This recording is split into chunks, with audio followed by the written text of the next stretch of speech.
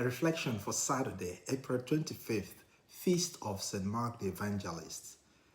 There was a time I hesitated to share something important in our religious forum because I thought, what if I am not convincing enough? In fact, it was the quiet fear of not having the perfect words that paralyzed me. I am sure there are some people who will relate to this experience.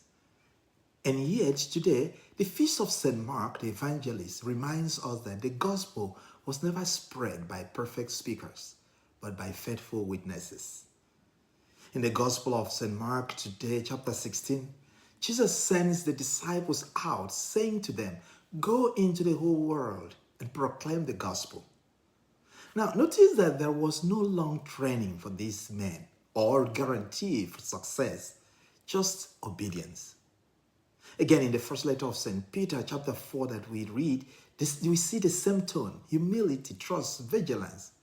In fact, Peter exhorts his audience, cast all your anxieties on him because he cares for you. Now, make no mistake, Mark himself was not flawless. He stumbled, he grew, he learned, but he stayed close enough to be the witness of Peter to eventually become a voice for the church. That's the point for us today. God doesn't wait for you to be ready. Rather, He's always there to walk through you as you go. So the real obstacle that prevents anyone from carrying on God's mission isn't weakness, but hesitation, lack of trust in God's promise, and waiting until we feel qualified.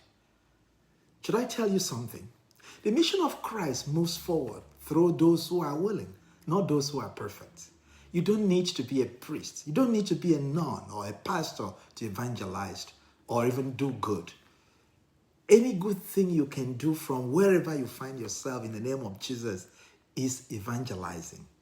So today, the question for you is, what part of your life is God asking you to speak into? And what is stopping you from saying yes? May God bless you.